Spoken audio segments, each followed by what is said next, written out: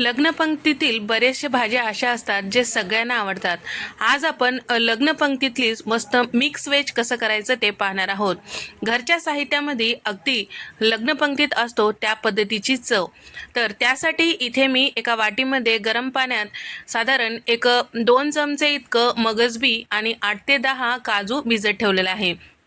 Mix व्हेजसाठी इथे मी घेतलेलं आहे कपभर इतकं फ्लावरचे तुरे आणि त्याचबरोबर अर्धा कप इतकं साल काढून बटाट्याच्या मोठ्या फोडी चिरून घेतलेलं आहे.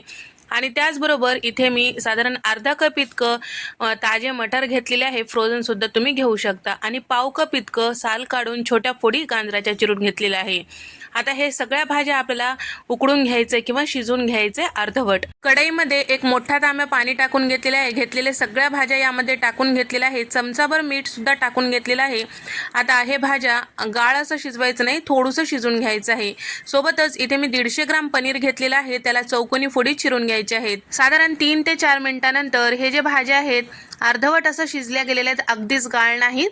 तर या ठिकाणी थोडंसं शिजलेल्या भाज्या आपल्याला ताटामध्ये काढून घ्यायचं आहे. तर थोडंसं का म्हणून शिजवायचं ते पुन्हा तुम्हाला सांगेनच. तर भाज्या ताटात काढून घ्यायचं आहे आणि शिजते वेळेस जे पाणी आपण वापरलेलं आहे ते पाणी भाजीमध्ये वापरायचं आहे. खडे मसाल्यांमध्ये 2 तमालपत्र, 2 दालचिनीचे तुकडे, 1 चक्री फूल आणि त्याचबरोबर अर्ध जावित्रीचं फूल इथे मी घेतलेलं आहे आणि 2 हिरव्या वेलच्या, 1 मोठी वेलची घेतलेली आहे. एखाद दुसरा खडे मसाले नसेल तर काही हरकत नाही.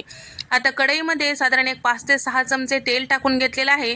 तेल गरम झालं की अर्धा चमचा जिरे यामध्ये फुलू द्यायचं. त्यानंतर घेतलेले सगळे खडे मसाले टाकून घ्यायचा आहे. 1 मोठा चमचा लोणी किंवा बटर टाकून घ्यायचं आहे.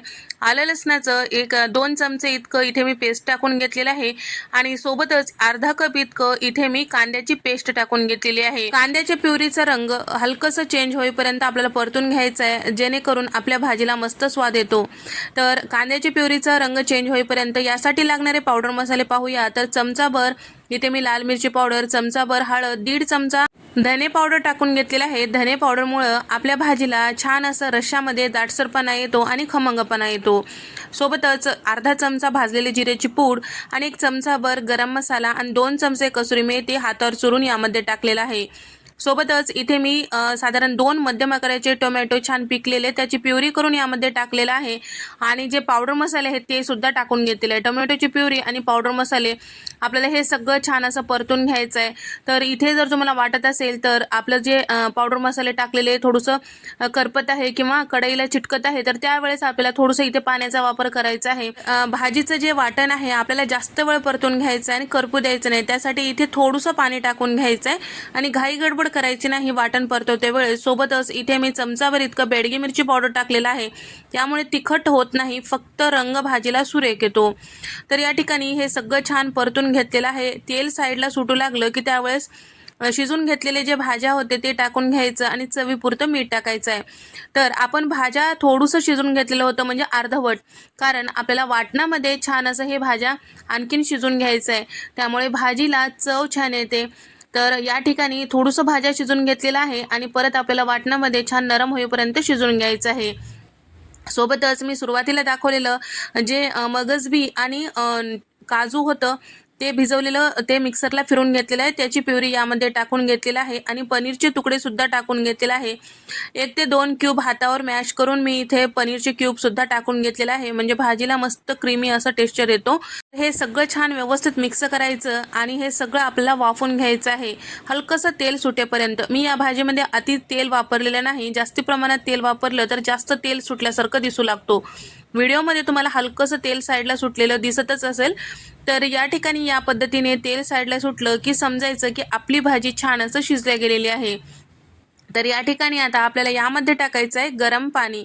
तर साधारण 1 ग्लासभर इतकं गरम पाणी करून टाकलेलं आहे, म्हणजे भाजी पटकन होते आणि भाजीला छान अशी चव येते गरम पाण्यामुळे. तर या ठिकाणी भरपूर अशी कोथिंबीर टाकून घेतलेलं आहे. सगळं छान व्यवस्थित मिक्स करून घेतलेलं आहे. तर आता या भाजीला आणखीन थोडा वेळ शिजून घेऊया, म्हणजे पाणी थोडंसं यामध्ये मिक्स होईपर्यंत भाजीला एकसारखेपणा येईपर्यंत शिजून घ्यायचं आहे. तर झाकण अर्धवट लावायचं आहे. त्यानंतर आपल्याला हे सगळं शिजवून घ्यायचं आहे. तर अर्धवट झाकण लावलेलं आहे. तेलसुद्धा हलकंसं साईडला सुटलेलं आहे. इथे आपले आचारी पद्धतीची मिक्स व्हेज तयार झाली आहे. एकदा या पद्धतीने नक्की करून पहा. घरच्या घरी तुम्ही करू शकता अशा पद्धतीची भाजी आहे. नेहमी भाजीला काय करू आणि काय केलं तर सगळ्याला आवडेल असा सगळ्यांचा प्रश्न असतो. मिक्स व्हेज म्हटलं की सगळ्यांना आवडणारा प्रकार आहे. नक्की ट्राय करून पहा. व्हिडिओ आवडल्यास व्हिडिओला लाईक करा, शेअर करा आणि सबस्क्राईब करायला मात्र विसरू नका.